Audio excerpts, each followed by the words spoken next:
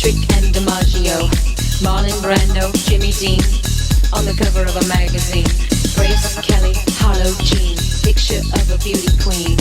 Jean Kelly, Fred Astaire, Ginger Rogers, dance on air. They had style, they had grace. Rita Hayworth gave good face. Lauren, Catherine, Lana too. Betty Davis, we love you. Ladies with an attitude. First, we have tailored elegance. Formal wear has officially stopped and migrated from rigid corporate officer to the streets. Structured blazers are now effortlessly styled with basic t-shirts and sneakers, offering the ultimate versatility for modern urbanities transitioning from boardroom meetings to casual evenings. Second, prioritize has shifted toward to the modern silhouette. Designers are moving away from heavy, unwearable one-way masterpiece and focusing on human ergonomics. Today's luxury fashion utilizes stretchable, breathable fabrics and movement-friendly tailoring to ground high fashion into everyday reality. Finally, Copenhagen street style highlights the democratization of fashion. Trends are no longer top-down from designers to the public, but bottom-up. Everyday enthusiasts are decoding global trends by mixing high fashion with thrift items, clashing bold colors, and prioritizing practical, cycling friendly and functionality. In my opinion, LA is the best because of its democratic approach to fashion. LA does not isolate itself in the ivory tower of high-end, expensive runway show. Instead, it embraces the reality of public space through street style. LA proves that fashion truly comes alive only when it interacts with human beings and daily urban dynamic. Number 1. Folk Y2K aesthetic. The article explained that the Y2K revival is fueled by social media, especially TikTok and Instagram, and argued that the trend can last if it embraces modern values like inclusivity and gender neutrality. Number 2 is Harper Bazaar Art of Power Dressing. The article shows how power dressing has evolved from the bold, oversized tailoring of the 1980s to modern minimalist cut, reflecting a new understanding of female authority. Number 3 is Harper Bazaar 1980s voluminous fashion. The article links the voluminous fashion of the 1980s to economic prosperity and explains how is it inspired today oversized streetwear silhouette.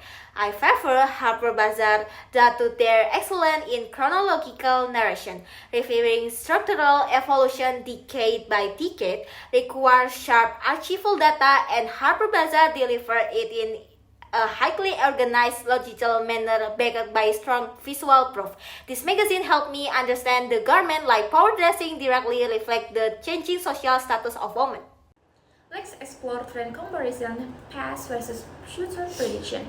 As shown in this slide, the past was traditional and steady. Full comparative studies show slow prediction that relied heavily on manual paper drafting, creating hexagonal ways. Meanwhile, a historical analysis notes that past decades strictly relied on enhanced original silhouettes from era like the 1950 or Y2K.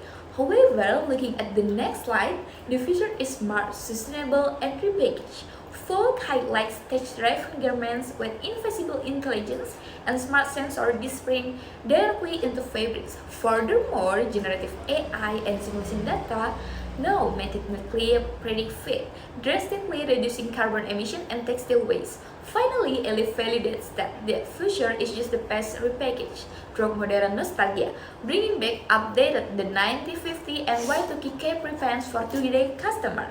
Thank you. Have you ever noticed how past fashion trends always return to the present? Today, I'll explain how younger generations are redefining nostalgic style into something new. First, soft touch from Harper's Bazaar. Younger generations are transforming historically rigid ways of dressing into casual, approachable aesthetic like soft girl or cottagecore. By pairing classic silhouette with pastel color and soft textile, they transform heavy history into a welcoming and empathetic expression of self. Second, the power of contrast from LA. Extreme retro elements like cowboy boots and fringe are expertly reimagined. Pairing this with modern minimalist knit dresses creates a new identity that is strikingly different and confident. Finally, dressing with nostalgia as comfort. Wearing retro styles serves as a psychological coping mechanism amid modern anxieties like the climate crisis and economic stress. Vintage clothing acts as a comfort blanket, offering a familiar sense of security and warmth. Now, let's explore Frog's takes on the AI and touch with the highlight how the artificial intelligence is disrupting high-end fashion design. First, AI is creative collaborator drawing examples from the pioneering fashion houses. Generative AI is now used to forecast global trends in the real-time design digital.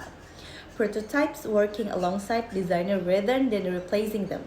Second, environmental efficiency.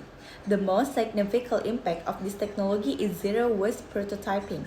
Designers can visual engineer clothing collection in 3D without washing the physical fabric.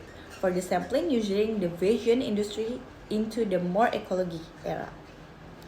Folk is my top choice because it's both a historian and a visionary for the vision industry. The article I read presented substantial analysis linking designer philosophies with the technological disruption like AI. For me, Folk successfully positions vision not just a beautiful clothing, but as a complex intersection of art and science. Greta Garbo and Monroe, Dietrich and DiMaggio, Marlon Brando, Jimmy Dean, on the cover of a magazine. Grace Kelly, Harlow Jean,